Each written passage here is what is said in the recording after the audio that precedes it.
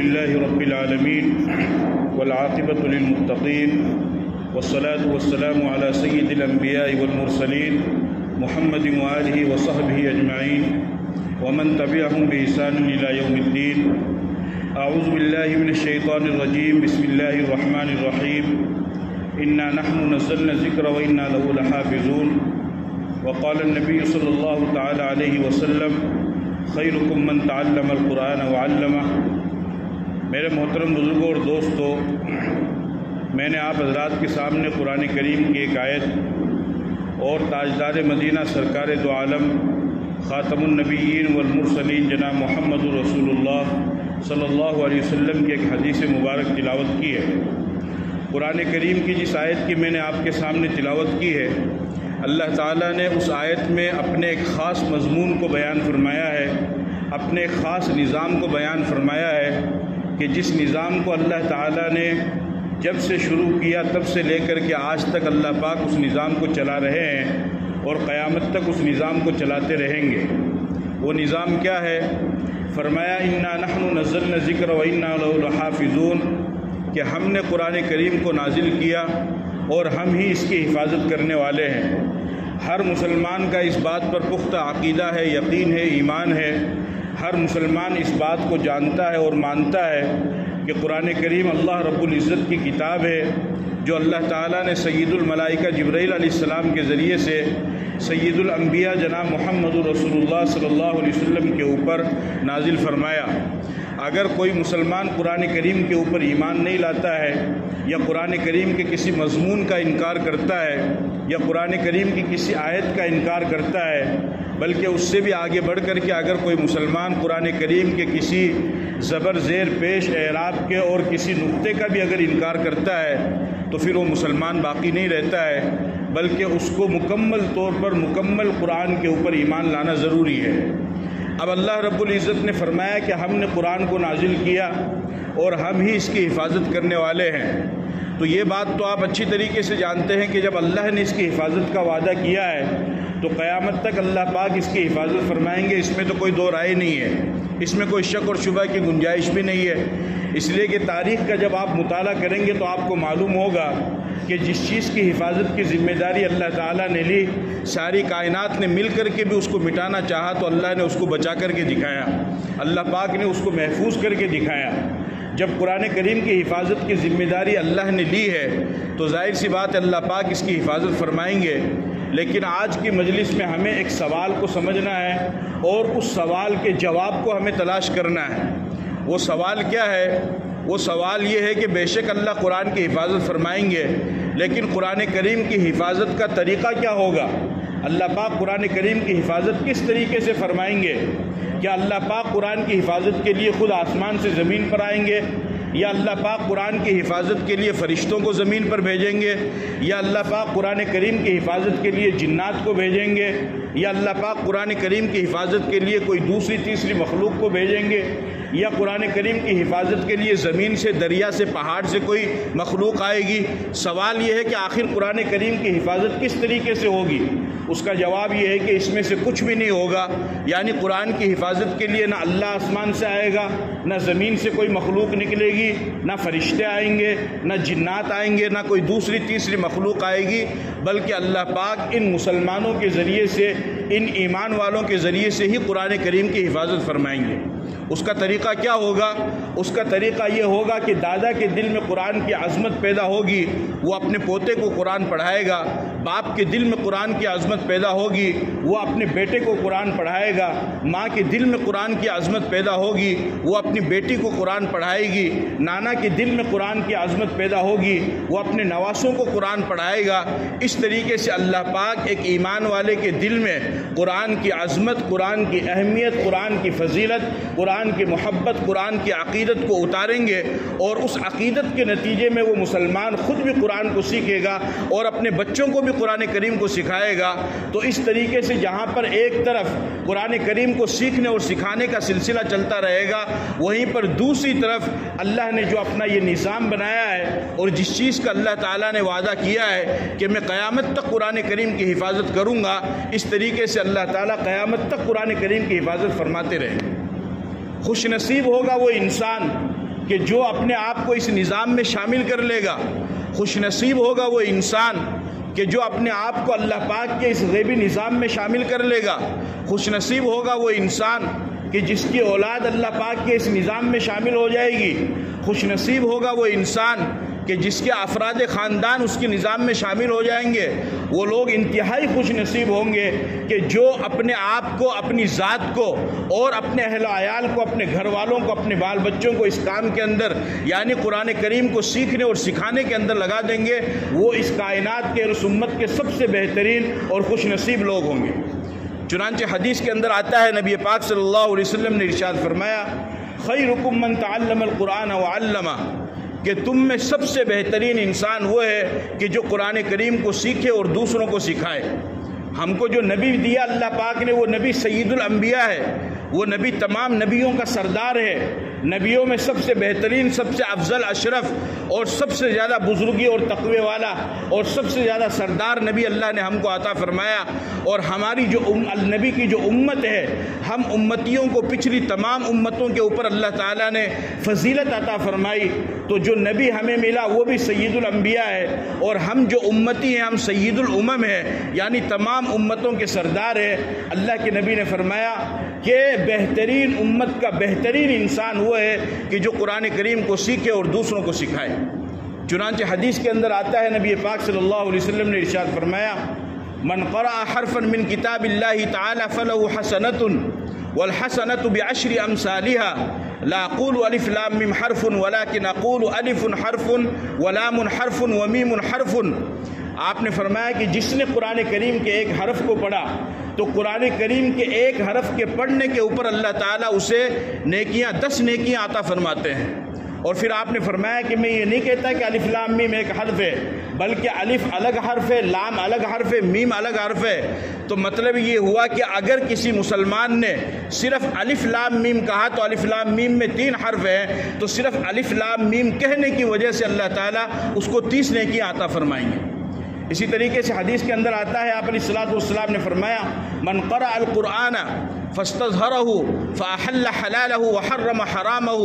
أدخله الله الجنة البتة وشفعه في 10 من أهل بيته كلهم قد وجبت لهم النار۔ فرمایا کہ جس نے قرآن کو پڑھا، اس پر عمل کیا، اس کے حلال کو حلال جانا، اس کے حرام کو حرام جانا، اور قرآن کے اور شریعت کے تقاضوں کے مطابق اس نے اپنی زندگی کو گزارا، تو اللہ پاک ارشاد فرمایا، اللہ کے نبی نے ارشاد فرمایا کہ کل قیامت کے دن روز محشر میں جہاں پر کوئی کسی کا پرسان حال نہیں ہوگا، کوئی کسی کو پوچھنے والا نہیں ہوگا، یہاں تک کہ انبیاء بھی یا ربی نفسی یا ربی نفسی کی صدا لگائیں گے، اور انبیاء بھی اپنی ذات کی فکر کریں گے، اپنی جان کی فکر کریں گے، سوائے محمد عربی صلی اللہ علیہ وسلم کے کوئی بھی یا ربی نفسی کے علاوہ نہیں کہے گا۔ اللہ کے نبی نے فرمایا کہ جو انسان قرآن کو پڑھے گا، اس کو سیکھے گا اور قرآن کریم کو اپنے سینے کے اندر اتارے گا، الف لام میم سے لے کر کے وہ ناس تک پورے قرآن کریم کا وہ حفظ کر لے گا، تو اللہ تعالیٰ قیامت کے دن اس سے فرمائیں گے کہ تو جنت میں جا رہا ہے، تو وہ حافظ قرآن اپنے خاندان کے 10 ایسے آدمی کہ جن کے لیے جہنم واجب ہو چکی ہے، اللہ کی طرف سے فیصلہ ہو چکا ہے کہ ان کو جہنم کے اندر جانا ہے اور جہنم میں جانے سے ان کو کوئی نہیں روک سکتا ہے، اللہ تعالیٰ اس ایک حافظ قرآن سے فرمائیں گے کہ تو اپنے ساتھ 10 آدمیوں کو جنت میں لے کر کے چلا جا۔ وہ ایک حافظ قرآن اپنے خاندان کے 10 آدمیوں کو جنت میں لے کر کے جائے گا۔ اس سے بڑی خوش نصیبی اور کیا ہو سکتی؟ نمازی تو اپنی نماز کی وجہ سے جنت میں چلا جا، روزے دار تو اپنے روزے کی وجہ سے جنت میں چلا جا، حاجی تو اپنے حج کی وجہ سے جنت میں چلا جا، اور زکوٰۃ دینے والے تو اپنی زکوٰۃ کی وجہ سے جنت میں چلا جا، نیک اعمال کرنے والے تو اپنے نیک عمل کی وجہ سے جنت میں چلا جا، تہجد کی پابندی کرنے والے تو تہجد کی وجہ سے جنت میں چلا جا۔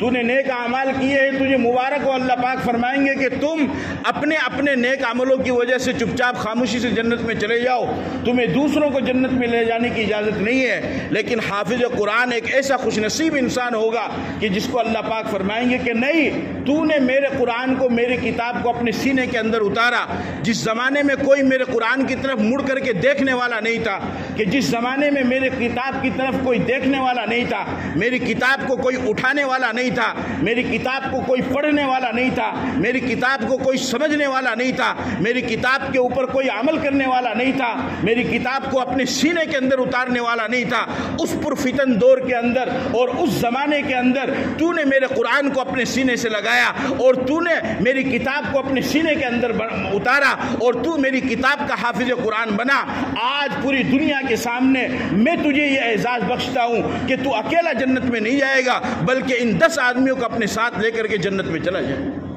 یہ ایک حافظ قرآن کا اکرام ہوگا، یہ ایک حافظ قرآن کی عزت ہوگی۔ فرمایا حدیث کے اندر اللہ کے نبی صلی اللہ علیہ وسلم نے من قرأ القرآن وعمل بما فيه البس الله تعالی والديه تاجا يوم القيامة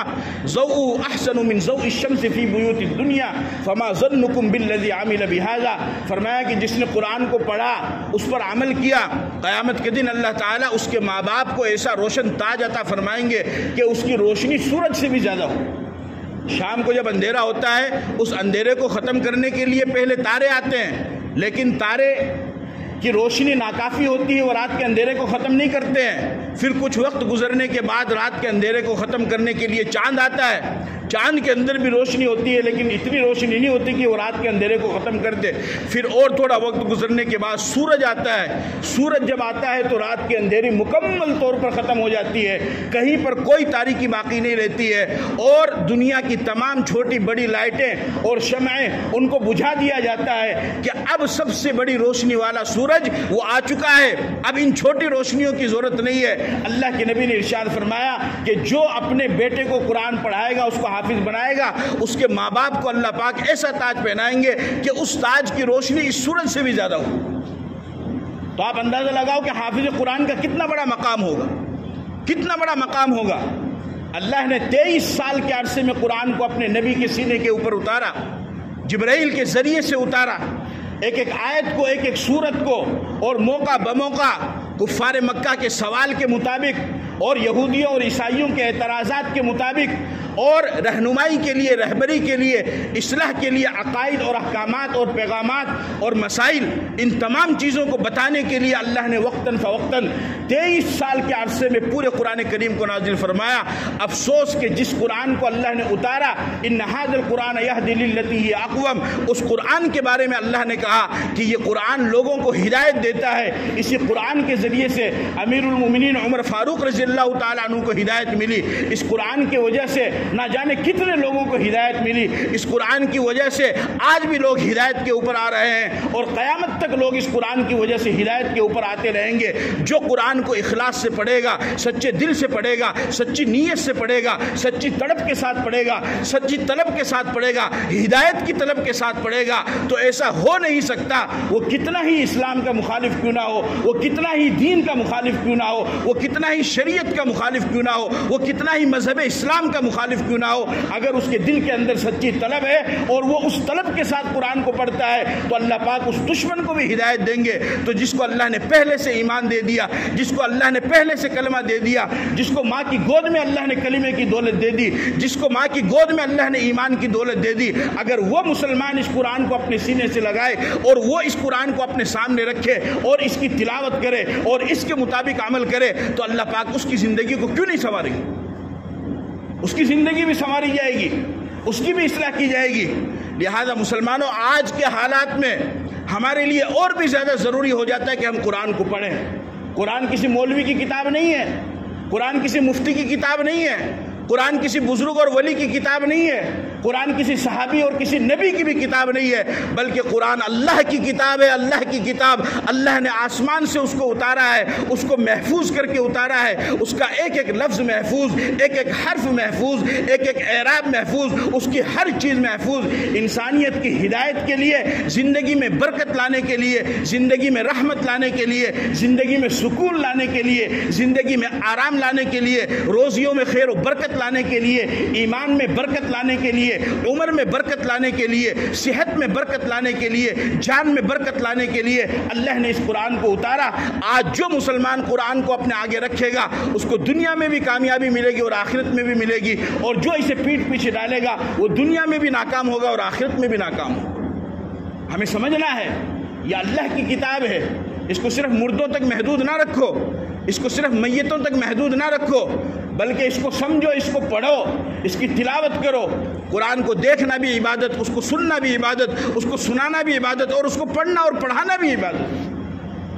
اور جو اس سے جڑے گا وہ سب سے بڑا انسان بن جائے گا۔ ایک مثال دے کر کے میں بات ختم کرتا ہوں۔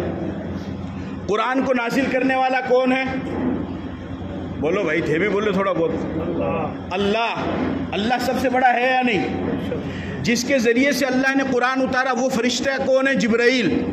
جبرائیل تمام فرشتوں کا سردار۔ اور جس نبی کے اوپر اللہ نے قرآن کو اتارا وہ نبی تمام نبیوں کا سردار۔ اور جس مہینے میں اللہ نے قرآن کو اتارا وہ مہینہ رمضان کا مہینہ، رمضان کا مہینہ تمام مہینوں کا سردار۔ اور جس رات میں اللہ نے قرآن کو اتارا وہ رات شب قدر تمام راتوں کی سردار۔ تو معلوم ہوا کہ جو مسلمان بھی قرآن سے جڑے گا، جس طریقے سے یہ سب کے سب سردار ہے، اللہ اس کو بھی سردار بنا دے گا، اللہ اس کو بھی بڑا بنا دے گا۔ لہذا اس کو سمجھنے کی ضرورت ہے، ہمیں اس کو سمجھنا چاہیے اور قرآن کریم کی تلاوت بھی کرنی چاہیے، اس کو سیکھنا بھی چاہیے، اس پر عمل بھی کرنا چاہیے، اور اس کو اپنی زندگی کے اندر اتارنے کی بھی کوشش کرنی چاہیے۔ جب یہ آپ کریں گے تو انشاءاللہ قرآن کے جو فوائد اور برکات اور ثمرات ہیں اور فضائل ہیں وہ تمام کے تمام آپ کو بھی حاصل ہوں گے، اور دنیا میں برکت اور آخرت میں نجات کے لیے کافی ہو جائے گا۔ اللہ پاک مجھے اور آپ کو عمل کی توفیق عطا فرمائے۔ وآخر دعوانا الحمدللہ رب العالمین۔